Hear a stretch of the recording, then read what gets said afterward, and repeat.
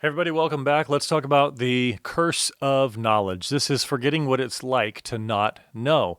And this is especially relevant for those who are trying to design some kind of environment for someone else, whether you're designing a gameplay or designing a solution or some learning opportunity or something like that. But the curse of knowledge can actually be a problem for someone who's trying to solve other problems. It can be a challenge for people who are trying to solve other problems, or because you know this so well that you're in these thinking ruts and it's hard to get out of them.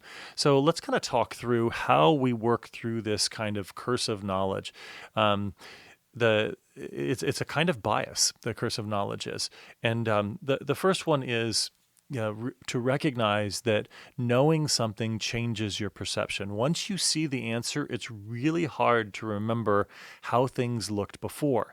And that makes it really easy to overestimate how obvious something is to you or to someone else. And by the way, this can be a false thing too, where you think you know something and it changes your perception, and then you're blind to the actual solutions. And that's something we always want to be aware of. But when you actually have real knowledge of something and you don't know what it's like to look at it differently, it can get you into all sorts of situations. And it makes it really hard for you to communicate effectively to other people. The second one is to realize that communication is the first thing to suffer.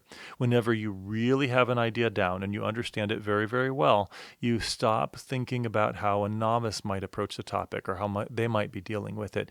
And then your communication suffers, and people don't really get what you're saying. And you think you're being crystal clear, but they're not getting it. And that can obviously lead to a lot of different problems. So clarity really requires remembering what confusion actually feels like and what it actually looks like. I find a lot of people, even who are into problem solving, though, they're so, especially if you're used to knowing things and understand how everything works, when you get into a real problem that you can't solve, it is hard to face. Um, and and you find it difficult to really think and communicate to other people in a way that's helpful. The third one is to recreate ignorance. So, is there a way that you can actually put yourself in the perspective of the novice? A novice, absolutely. Shift context. Put yourself in an unfamiliar situation, because maybe you know how to use the knowledge in one situation, but in a new situation, completely different, and your skills and your knowledge may fall flat, and that is a wonderful thing.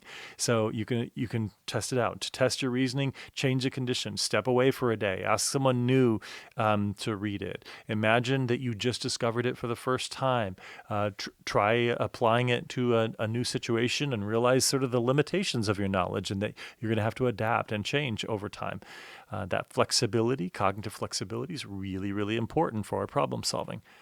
And then the fourth one, designing things effectively requires some empathy. That you have to be able to put yourself in the shoes of other people who, you can't imagine the situation of every single person, because people come from so many different backgrounds and ways of thinking and the like. But you can try to create situations where you can empathize with ignorance or being a novice or a newbie at something. And that's why I always find it useful to always have things that I'm not very good at that I'm trying. Always have some things in my life where I'm not the expert, or maybe I'm the worst person in the room at it. And it teaches me a measure of humility.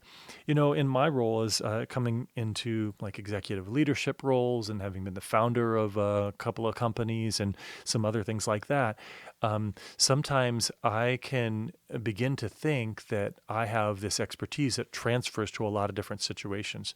And then all of a sudden, I put myself in a situation where there are 12-year-olds who are better at something than I am, playing an instrument, a language, solving some kind of problem.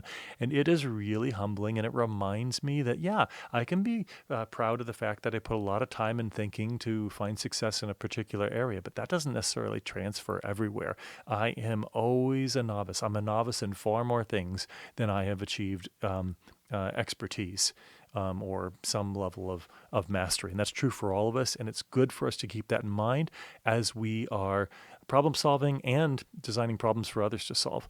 The fifth one is this teaching thing. I've mentioned this in other videos, but teaching something to other people really refines your thinking and learning to teach. So if you're a good teacher, you're doing a lot of checks for understanding. So you teach something and then you do something to find out what they can do or what they understand or what they don't understand. Now, that check for understanding is critical to any effective teaching because you don't know if what you're communicating is actually getting across to other people if you don't have checks for understanding.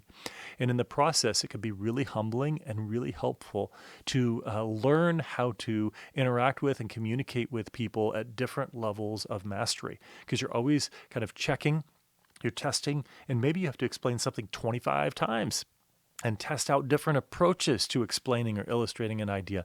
And along the way, you're going to actually get to understand the idea in new ways. You're going to see things that you missed and you never got before. And that is how we work through the curse of knowledge. Of course, knowledge isn't always a curse. It's a great blessing and a gift as well. But you get the idea. I hope you find this useful. I look forward to your comments.